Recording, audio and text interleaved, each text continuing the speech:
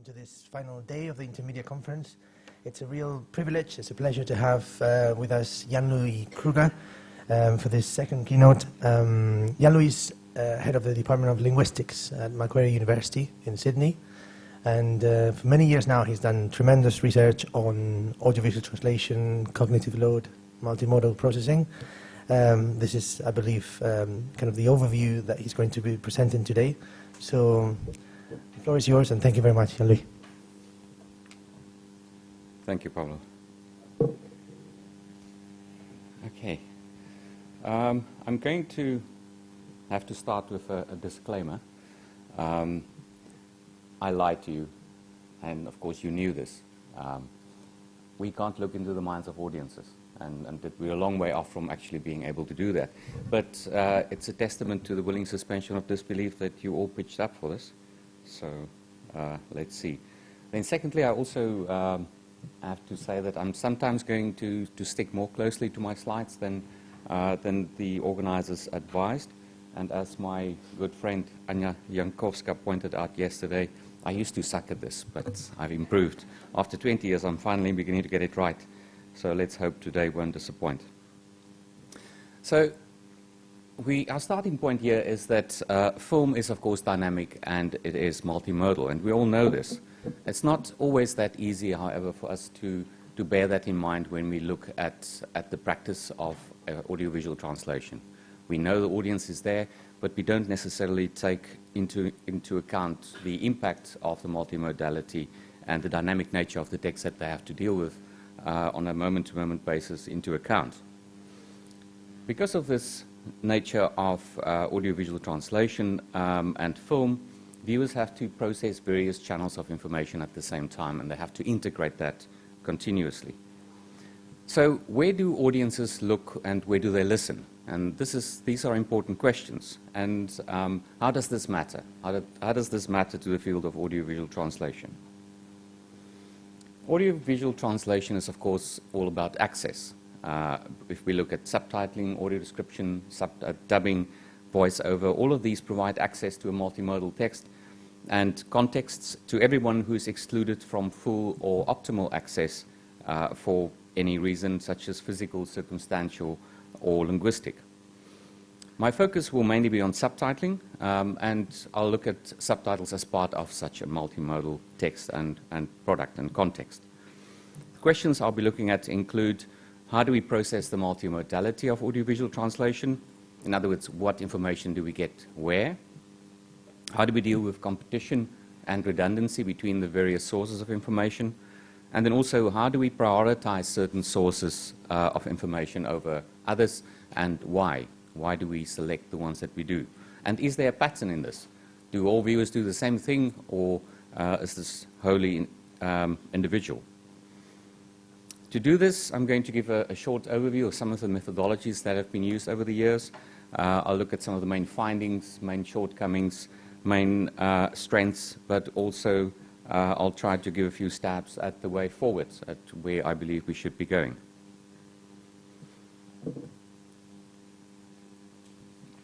Of course, we know that visual perception is limited.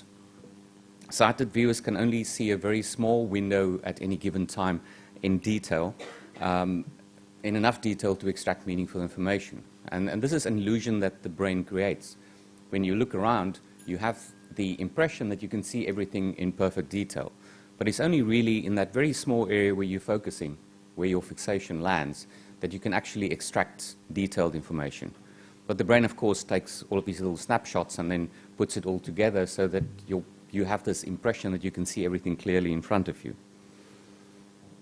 To make sense of film, like of reality, you have to therefore shift your attention continuously between the different sources of visual saliency, but also the different sources or the different information that your brain tells you you need to look at in order to understand what you're looking at. So what do we know about these eye movements? Foveal vision refers to the fact that we, as I said, see a very small area of the visual field in focus. And part of the illusion is created that we can see everything clearly is created by the fact that we have peripheral vision. So peripheral vision can alert your brain to the fact that there is more to the visual scene than just where you're looking, but you can't see a lot of detail there.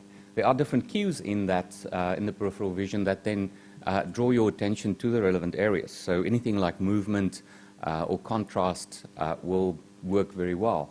And the brain has been programmed for this. It's really good at picking up movement, because if there's something, if there's a saber-toothed tiger coming from the side, then you need to react very quickly. So it's based on that very primal element of human cognition. So let's do a little exercise to see how this works. If you focus just on the first word of that sentence, then and you stop yourself from looking at the rest, you can see that there's text to the right of it, but you can't actually extract any detailed information about that. The only way for you to read that is to make saccades between the different fixations and to shift your gaze.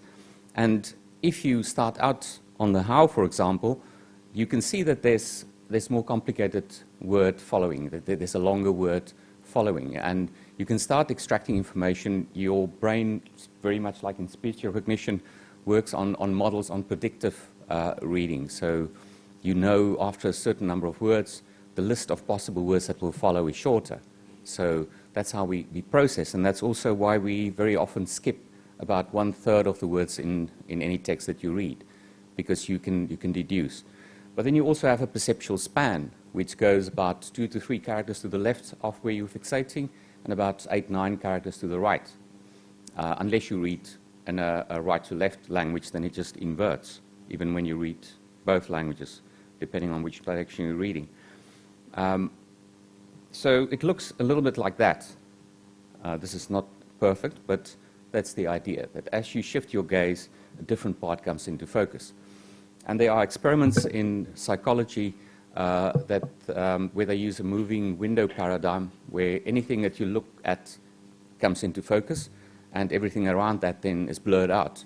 And if you do that in the text, in other words, automatically, as you shift your gaze, whatever you're looking at comes into focus, and the rest of the text is obscured. In experiments like that, the reader of such a text is not aware of the fact that the rest of the text is blurred. You have the illusion you can see everything clearly. When we watch video and subtitled video, then very much the same thing happens. Pablo will be talking later on about subtitle blindness, which is very much related to this. And then Gabriela Flies, Adam Zikorski, and Agnieszka Zarkowska will be talking about the dubbing effect, which also has something to do with where people attend. But if you look at subtitled film like this, then if you're looking at the kangaroo, you can see that there's text at the bottom of the screen, but you can't read that text while you're looking at the image. You have to shift your gaze down to the text. And once you're looking down at the text, you can't make out details on facial expressions or anything like that, detailed information in the image itself. So reading and scene perception in subtitled film cannot happen simultaneously. You have to choose. We do this very efficiently and very quickly, which means that we have this impression that we can process everything. But this does become important in the practice of subtitling. So we're just going to take a look at some eye tracking data to give us a better idea of how this visual attention works. And I'll try. Your head needs trimming. This is 2 people, the scan path of 2 people looking at that scene. I don't care where you are, as long as you're ready.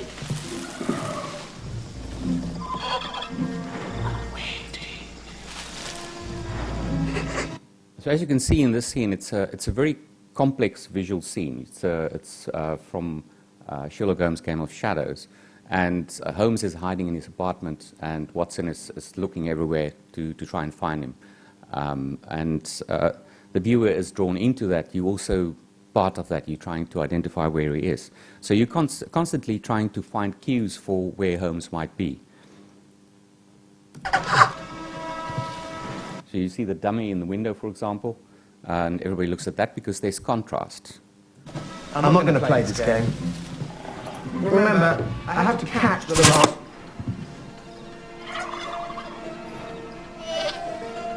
train.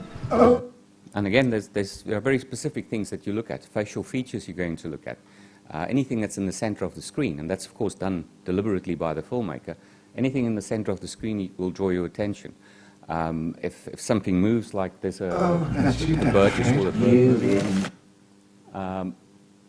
And all of these things are designed very cleverly to draw your attention to different things and to hide certain things from you because of your perceptual blindness. Now, if we look at it in a slightly different way, Your hedge needs trimming. that's a heat map. You can see that the viewers, because this is the data from a number of viewers. I don't care where you are, as long as you're ready. And you can see that there are similar patterns for how viewers look at this particular scene. I'm not going to play this game. Remember, I have to catch the last...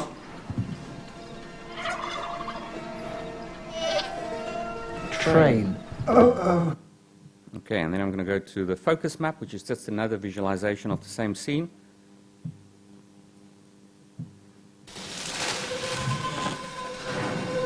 Your hedge needs trimming.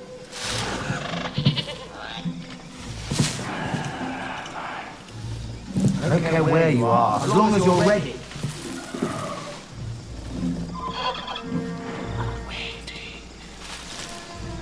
This gives us a very good visualization of what's visible to the viewer. I'm not going to play this game. Remember, I have to catch the last...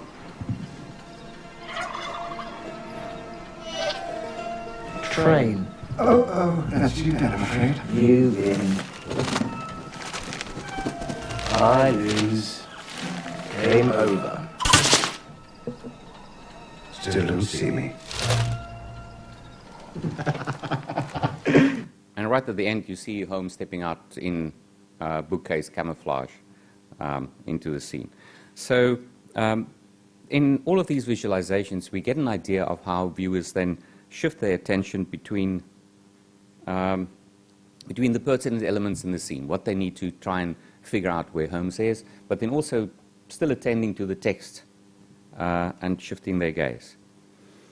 So if we turn to the cognitive processing of subtitles, we have quite a lot of research already on the processing of subtitles. And this consists of research that focus on performance measures, on subjective post-hoc measures, and I'll go into that in a little bit more detail now, but also online measures like eye tracking and a little bit of EEG as well. But it's really in combining all of these, triangulating the data we get from the performance, subjective and physiological measures that we start to get a better image or a better idea of how people process audiovisual texts. Post-hoc measures, in terms of that, there's quite a tradition spanning more than 20 years where people have shown that subtitles are beneficial. Subtitles improve things like word recognition, comprehension, because of the fact that, Burton Williams says, because of the fact that it allows integration of reading and listening skills. Van der Planck says they increase comprehension because the subtitles neutralize accents and dialects, so they disambiguate. Markham in 1999 found that subtitles have listening benefits, and specifically in terms of word recognition also. So there's a lot of performance data on the benefits of subtitles. However, these earlier studies focus really only on paper-based unidimensional measures that are done after the test. So it really relies on memory as much as anything else. And most importantly, they lack identifiable links between specific features of the subtitles and benefits in cognition, or benefits in comprehension. We don't know what element in the subtitle made a difference. We just know that in general something in subtitles works, and something in subtitles will stimulate memory and comprehension, assist comprehension. Subjective post-hoc measures, there's been a lot of work there on cognitive load, which is really about post-hoc self-rating of cognitive effort. In educational psychology, there's quite a lot of work on that essentially just tests the perception that the viewer has of the effort they expended in doing a particular task or in looking at a certain scene. So if we have one version with subtitles, the other without, and we ask people about the amount of effort, and you have a large enough population then, or sample, you can actually get an idea of the impact it had on comprehension, but again, not linked to specific measures or features. In immersion, we really look at that extent to which the viewer forget about their surroundings and enter into fictional reality. And there are a number of measures there in media psychology with things like transportation. Louisa's works a lot on presence, engagement, absorption, different terms referring to similar things. In online measures, we've done quite a lot of work in the audiovisual translation community on using eye tracking, and also a little bit of work integrating eye tracking and EEG. My focus will, of course, be mainly on eye tracking. So what is it about eye tracking that makes it useful? Eye tracking gives us an indirect measure of what people are processing. If you know what somebody's looking at, there's a good chance that that's linked to what they're thinking about, what they're attending to cognitively. And sometimes the eye position is also under cognitive control, but not always, because there are bottom-up elements like movement, contrast, where your eye is drawn to something and you didn't necessarily control that movement because it's just a reaction, an automatic reaction. When we look at subtitle reading, then we, of course, also have to take into account that reading subtitles is different from reading a static text. The text is presented at a rate that's not under the control of the reader. And also there's split attention. So these are all important factors. Some of the primary eye tracking measures that we use include fixations, which is just that moment that the eye is relatively still and that it can extract information. It's also called a visual intake event, because it's at that moment that you can extract information. When your eye is busy moving, you don't extract information. It's like the brain just shutters for that moment until you get to the next point of fixation, and then you can obtain more information.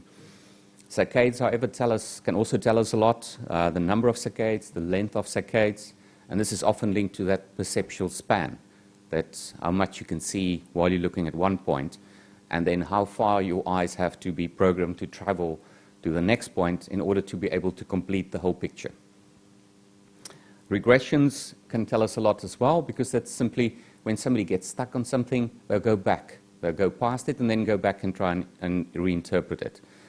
If there's been an ambiguity, they'll come back to disambiguate, something like that. So regressions tell us a lot in reading as well. Pupil dilation can give us a good indication of effort, but it's a fraught measure. I'm not going to go into that in any detail.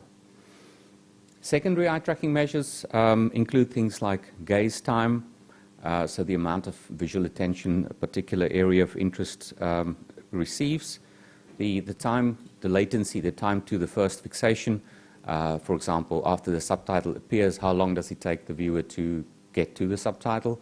And then how is that impacted by the complexity of the visual scene, are things that we look at. The number of glances or revisits, shifting between subtitle and image, for example. The number of skipped subtitles, how that's impacted by different factors. And then things like word fixation probability, how many fixations are there per word in a particular stretch of text. But these are all relatively global measures. In EEG, there have been some studies on using EEG, but I personally am not a big fan of that because I don't quite understand it, I think, but also because it's really, really messy. You get loads and loads of data, and you have to average a tremendous amount. There are many filters that you use, but okay, let me get back to the measures themselves. What we've looked at is, for immersion, is beta coherence, which essentially is just the coherence in the cortical activity or in the brain activity between the prefrontal cortex and the posterior parietal cortex. And the prefrontal is linked more to cortical executive processing, and the posterior parietal cortex linked to the imagination. So if those two areas are coherent, then it means that you're more in control of your emotions. So if there's less coherence, it means that you're more involved. So that's the narrative behind that one. So when we calculate that then and we get less coherence, we can say that that indicates that there's more immersion or more empathy in that particular moment. Alpha and theta power, on the other hand, give us an indication of cognitive effort. And they are fairly robust, but again, really tricky to work with. This is just an indication of some of the things that have to be done to eye tracking data. There's a lot of filtering going on. You have to use a lot of missed data. Eye blinks cause artifacts that you have to filter out. And then you have to bin your data. So it's really, really messy, and it's not for the faint of heart. It's not something that you should do unless you have a neurologist or somebody in neuroscience involved in the study. Multimodal redundancy, of course, is not something that phases viewers. Viewers can process multimodal redundancy with astonishing efficiency. And this struck me again when I saw the infamous voiceover practices in Poland, which for somebody who's not used to it looks mind-boggling. It's very difficult to see how you can actually immerse yourself in something like that.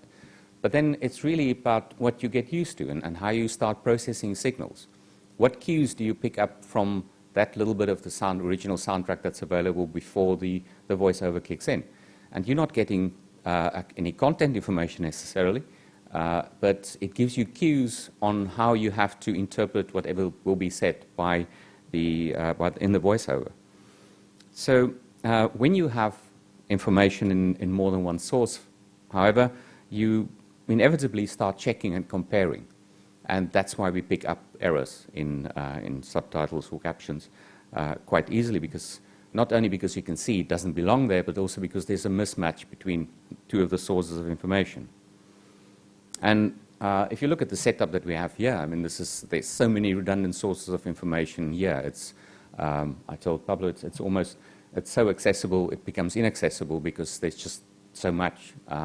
You can't possibly process all of these sources at the same time. You have to select. But then it also means that you can shift between different sources and compare them. So in terms of audiovisual translation, we engage with the multimodal text and we integrate all of these sources of information, but it also means that we have to continually prioritize sources of information. We have to decide which of these sources take priority, which of these sources will give us the most stable source of information that we can use to construct our understanding of the scene as a whole. And this is because film is dynamic. It keeps changing.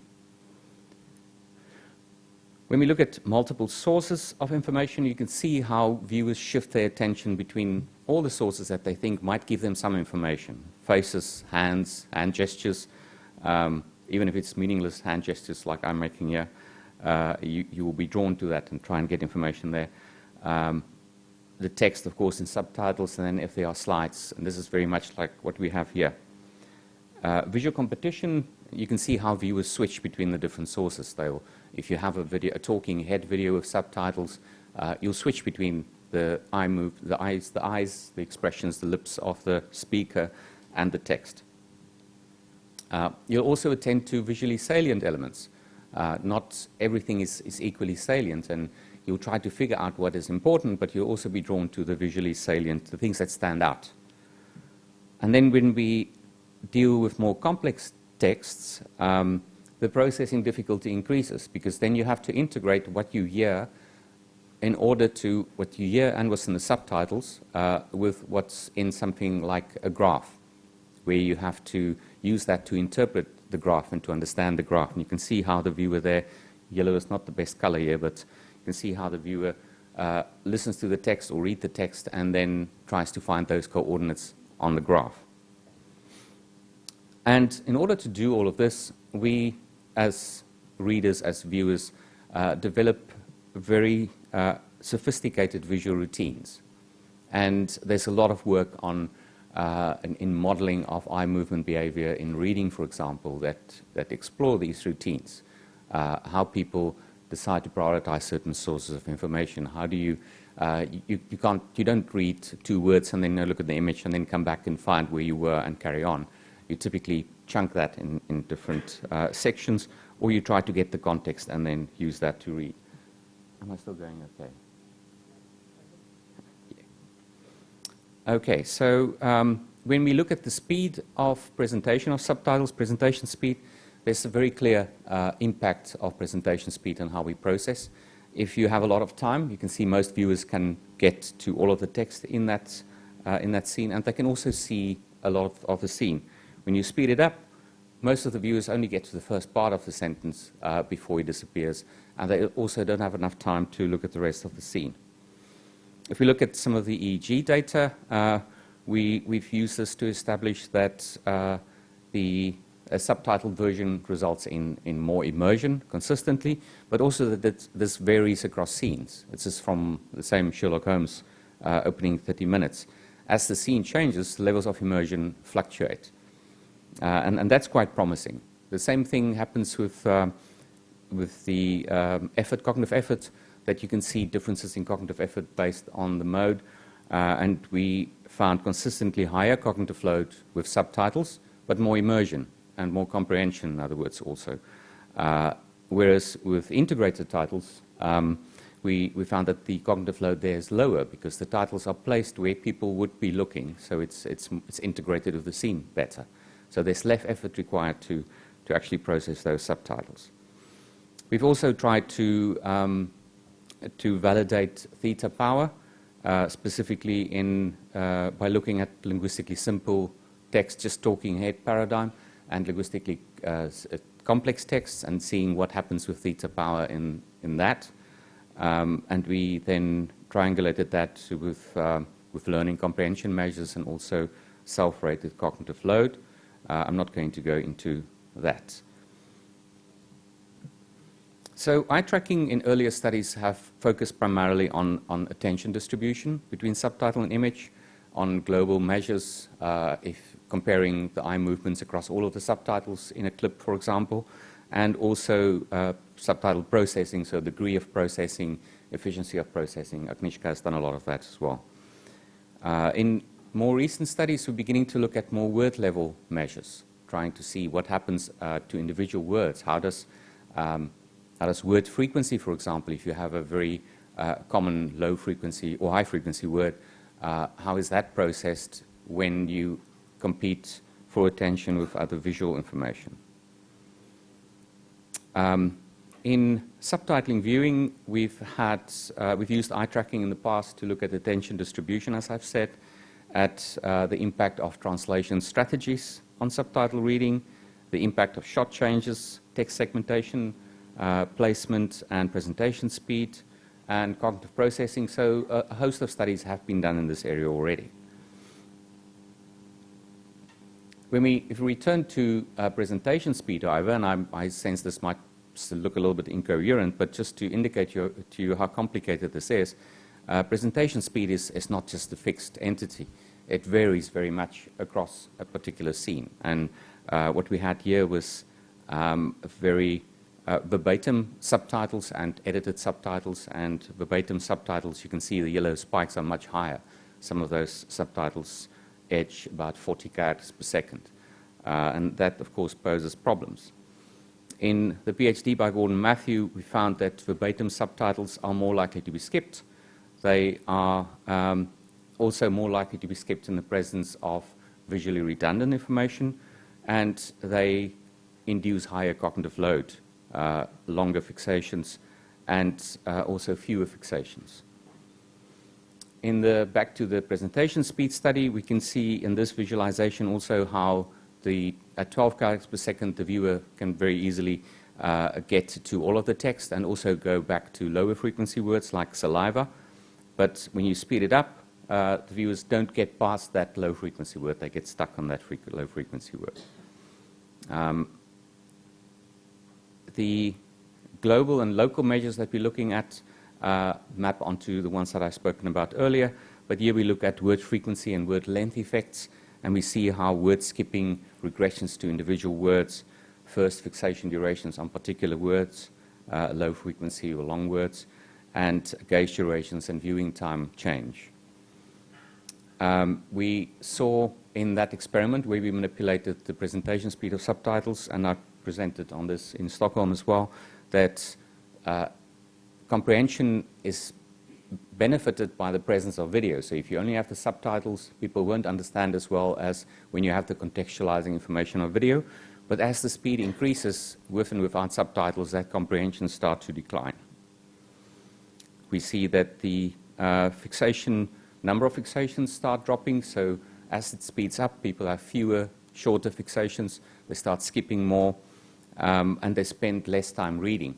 But we also see that when the speed increases, reading of subtitles with and without video start looking almost exactly the same, which shows us that the viewer then starts shifting all of their attention to the subtitle in order to try to keep up. And I've said most of that already, so I'll skip that. So subtitles as dynamic text confronts viewers with very short segments of text that's semi-transient. It's only there for a limited time period, and it competes for attention with other sources of information. What this does is it introduces different levels of redundancy between the spoken text and dialogue, and also between the subtitle text and the image. And these redundant sources of information may be beneficial or detrimental. And I think you get a good sense of that in this particular setup. Sometimes it supplements, but sometimes you get so distracted by trying to compare what you see in one source versus the other that you kind of lose the content. The human mind, however, is immensely adaptable, and this ensures that we can process things cognitively very effectively in multimodal texts. What we need to understand better, however, is how people prioritize these different sources. So we need more studies on how audiovisual translation mediates these multimodal texts, and especially how we sequentially award attention to different elements.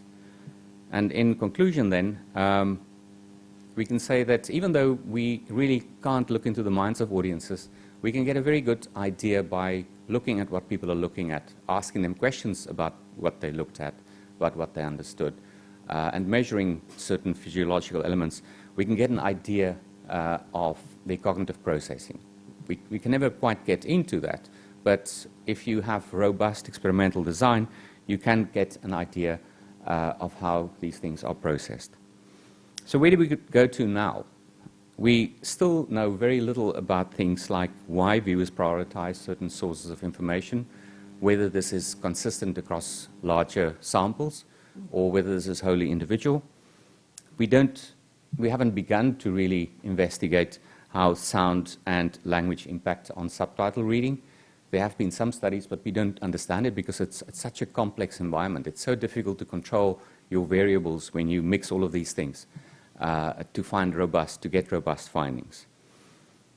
We also need to know more about how visual routines change in relation to changes in the complexity of the image, the levels of overlap between the image, the subtitle, and the soundtrack, and how these things change. These things are slowly beginning to fall into place, but there is still a wide open field, and I think we'll get a little bit more in the next two presentations on this. Thank you.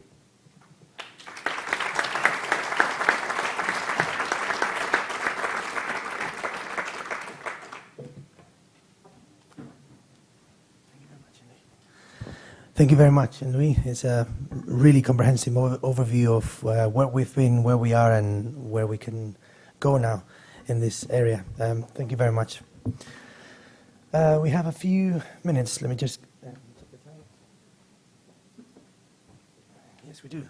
We have about 10 minutes for, a bit less, for questions. Would anybody? Yeah? Okay, brilliant.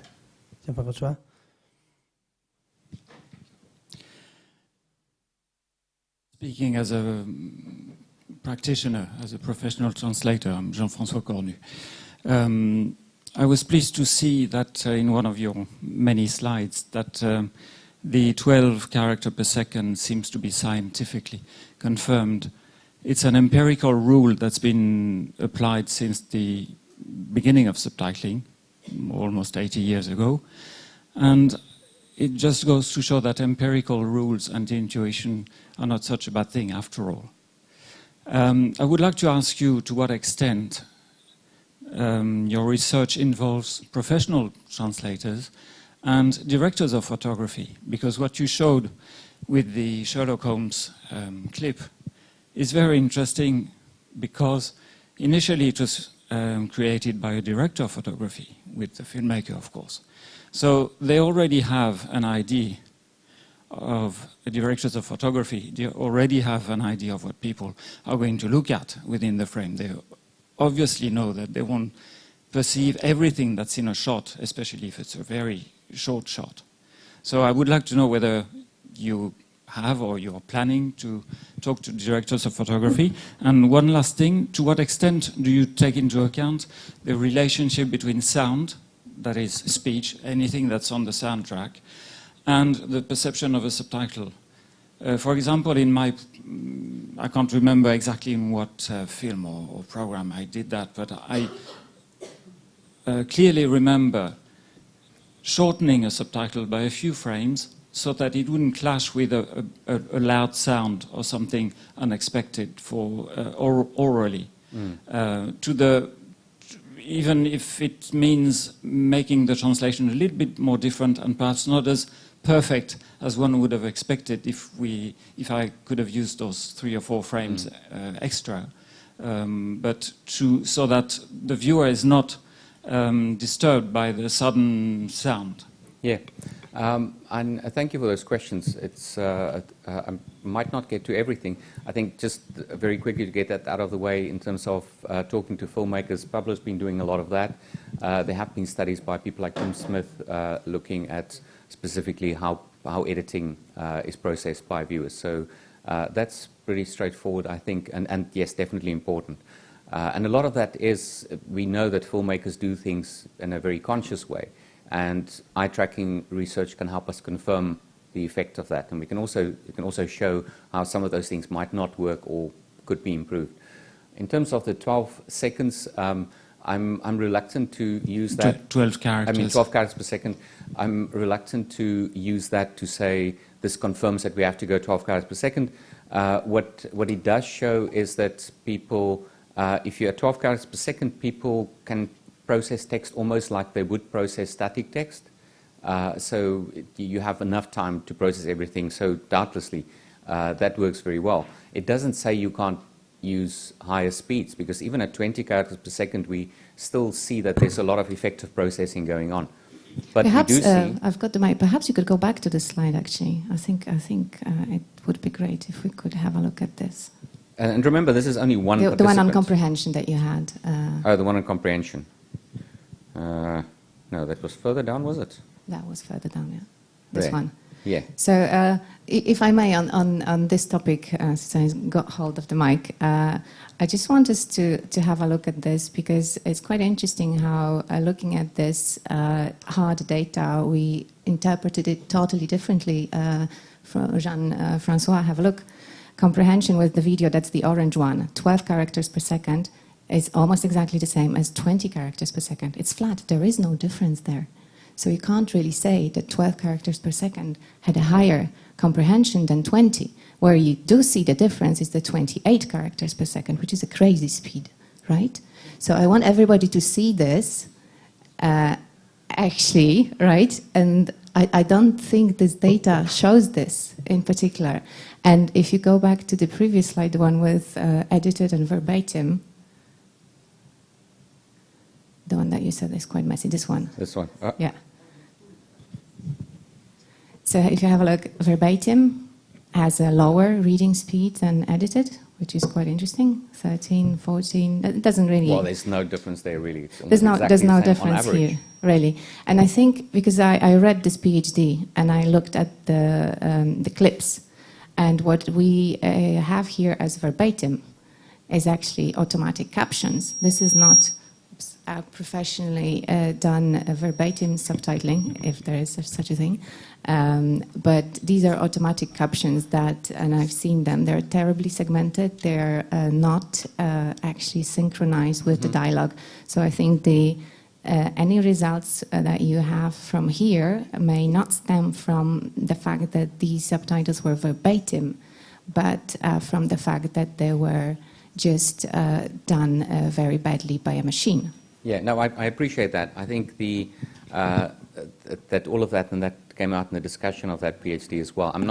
Please don't use this to say I say verbatim is good, edited is bad, or the other way around, or that we have to go 12 characters per second. What I'm saying is there is evidence that something happens at these different speeds. We don't understand that well enough yet.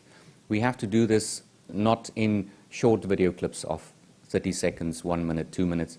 We have to do it in long video clips so that you see what happens also over time. Do we get cognitive overload if you have a long clip that you expose people to? We also have to be attuned to the fact that we can't look at average speeds in subtitles in any case, because you will have many subtitles that are really very fast and some that are really very slow. And there are other factors that impact. You can have a subtitle presented at 12 characters per second, but there's a lot of very complex information on screen, and you can't process the subtitle. Or you can have one at 20 characters per second, and there's nothing really on screen, and you can process it easily. So this is a complex thing to study, and there's a lot of work that we need to do there. The last question was about sound. And yes, definitely, these things have an impact, and this is a lot of the work that is being done. Pablo and I have also started talking about the possibility of looking at experimentally manipulating the onset of the subtitle to see how much delay you get, or after how much delay do you start getting a negative impact on comprehension. So there's a lot of work that still needs to be done. So anybody who is just embarking on eye tracking research, the field is wide open.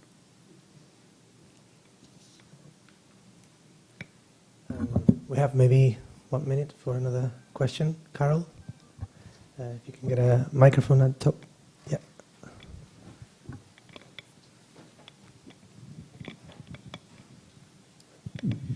Thank you very much for that. That was fascinating and daunting in some ways. I was wondering about, you said that very little had been done on sound. So am I right in saying that little's been done on how viewers experience partial subtitling? So when some lines of dialogue are subtitled and some aren't, has there been any work done on that? I'm not aware of any studies that have been done specifically on that. Maybe tangentially, but not intentionally or specifically. But definitely yes, because it goes back to the idea of visual routines, and this also goes back again to the inconsistent speed of subtitles. We start processing, it doesn't matter how complicated an audiovisual text is, we develop ways to deal with that, and we develop visual routines to cope with it. It's when these things keep shifting that I think it becomes very challenging, because you just, as you get used to one mode, you expect the subtitle to be there, then suddenly there isn't one. And then your eye will be looking at where it is. And probably you've found in some of the subtitles appearing in blocks that people spend a great deal of time looking at where the subtitle is about to appear. Nothing's there yet, but they know something's going to come in word for word and scrolling, yeah. So that clearly indicates that we adjust our visual behavior to cope with something like that. And then it's just about what happens when you encounter something you didn't expect. And the same thing happens when you encounter a low-frequency word. You can process things fairly automatically. Eye movements are tremendously efficient until you hit a snag, until there's a garden path or there's something that you didn't expect, and then you get stuck. And it's exactly, again, like in interpreting. When you're doing simultaneous interpreting and you encounter a hurdle somewhere, then you get stuck there, and then the whole system starts falling over. Thank you. One very last question, Luis, Agnieszka, is that okay? Just thank you.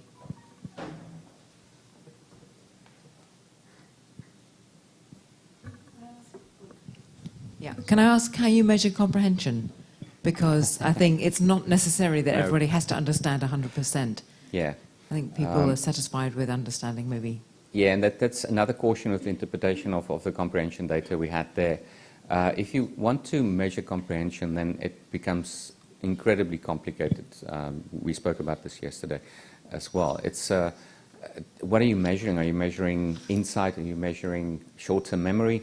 What is it that you're measuring? So I think that that's an area where we still need to do a lot of work here for the triangulation, because we can very easily jump to conclusions based on comprehension results without really having a robust understanding of what it is we measured. Comprehension tests have to be validated like any other test. And I don't think we necessarily, it's very often, and I know I've been guilty of it, my students have been guilty of it. You design an experiment and you know there has to be comprehension questions, and it's the last minute thing. You do it right at the end, and then you start your experiment, you've already collected 10 sets of data, and you realize there's a problem with the questions, but you can't change it because then you have to chuck all of that out. But I agree with you. I can't tell you that we've done a very robust one. It was fairly short, multiple choice questions. In some of the other studies that my PhD students are doing now, we're combining that with people doing free recall. We try to gauge how much they understood by asking them to explain what the text was about in their own words.